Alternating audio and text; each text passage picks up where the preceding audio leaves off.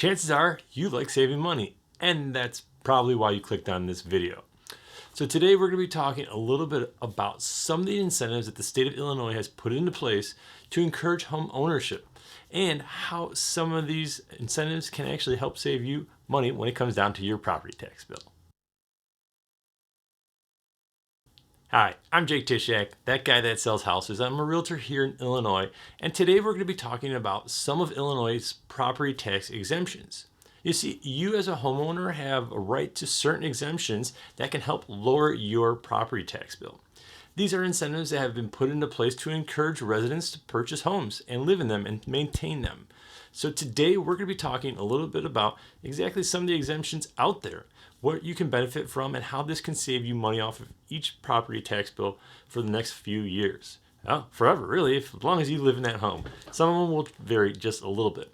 But in addition to those exemptions, I'm also going to tell you how you can find out if you already are taking advantage of some of these, and if you're not, the proper avenues to go about to make sure that you can get some of these exemptions put onto your property tax bill as soon as possible so you can start saving some money. Now let's start off actually talking about how your property tax bill comes about. You see, each home obviously has a value. If you wanted to purchase a home, you can pretty much contact an agent. They can tell you how much your home would be worth to sell, or if you're looking at other homes. But what Illinois does is they take this value that your home is worth and they give it an assessed value. So for example, if your home's worth $300,000 in today's market, there's a good chance that the assessed value is about $100,000. You see, usually the assessed value of a home is about a third of its true value if you were to put it on the market and decide to sell it. Now, with these exemptions, they remove a dollar amount from your value of your home, but it's not your resale value. It's actually your assessed value, that lower amount, the $100,000 in a $300,000 property. So as you can see, this can help save you some money really quick.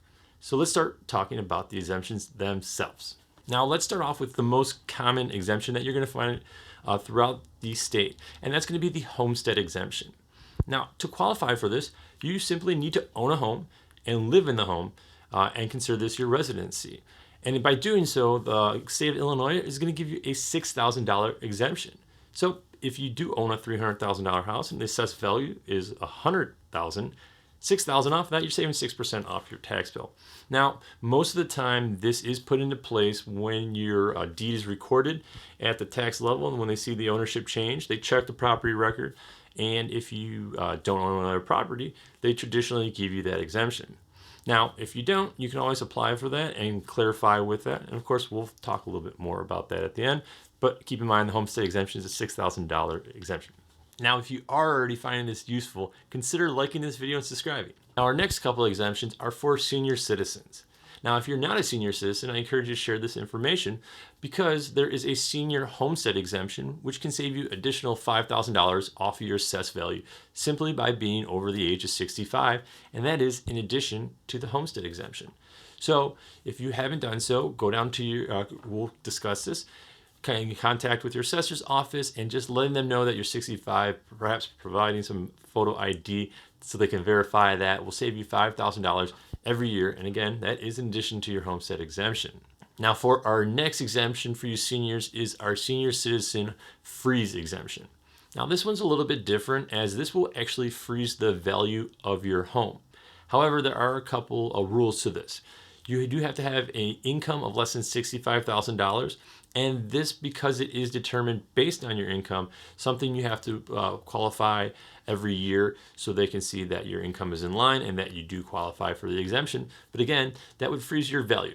Now, let me clarify, there is a rate that can change a little bit from time to time. However, your actual property value itself won't unfreeze, or won't change, I should say.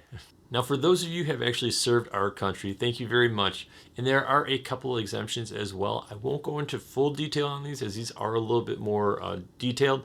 However, know that if you are coming back from active duty in an active conflict, that there is a $5,000 exemption as well that you can qualify for the year returning as well as your following year that you reside in the home. So keep that in mind, and if I do have that video up, I'll have a link up here, and check back and I'll have more information on some other deductions for you veterans who might be suffer from disabilities. disabilities. Now, if you don't serve but you still suffer from a disability, know that there is a homestead exemption for people with disabilities. That can save you an additional $2,000 off of your assessed value as well.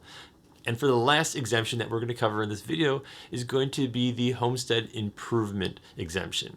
Now, this exemption applies to the fact that if you have improved your home, up to $75,000 can be deducted. Now, that $75,000 is deducted from your fair value or your market value, which would lead to a $25,000 reduction in your assessed value. So some big savings that you can have there. And that would be good then for the following, that year as well as your next 3 years after that, for a total of 4 years, lowering that your assessed value $25,000. Now, if you are curious, if you are benefiting from any of these exemptions, or you think you should be, first we need to take a look at our property tax bill. Now, with our property tax bill, this one is from DuPage County, and we'll go through some of the items here where you can reference.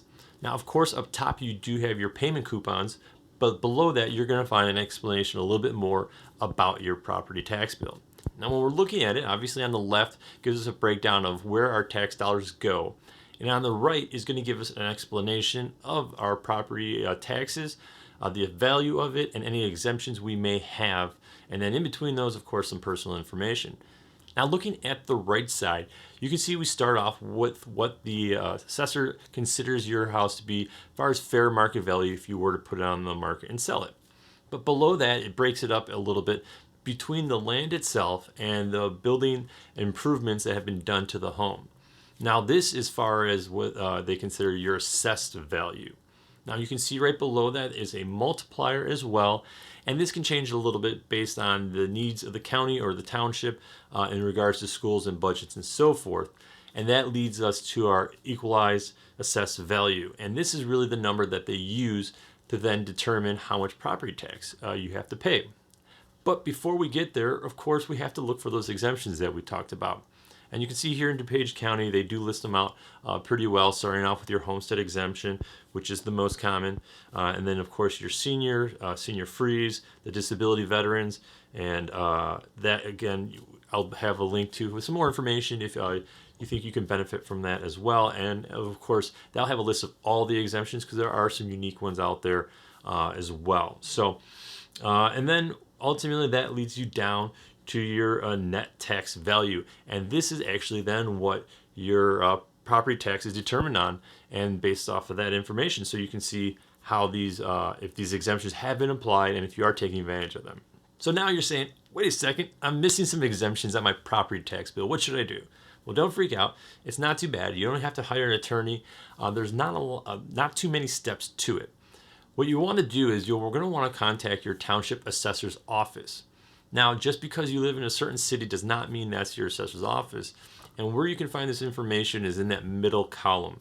Right below your address, you can see your township assessor's office, and that has a phone number directly to their office. Now, luckily, most of these offices are very willing to work with you if you just have an open line of communication and provide them the information that they need. So simply by calling their office and explaining your scenario and what you think you might qualify for, it might be as simple as submitting a paper or two. There might be a form you need to fill out depending on some of these different exemptions and requirements. But they're very happy to have that open line of communication with you and let you know how you can qualify this.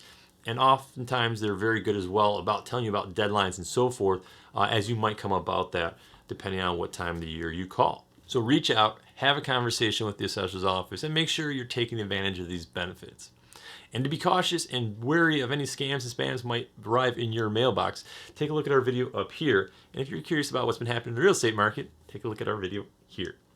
I'm Jake Tysiak with Keller Williams. Thank you so much for watching. Contact me if you have any questions. Otherwise, I'll see you in the next one.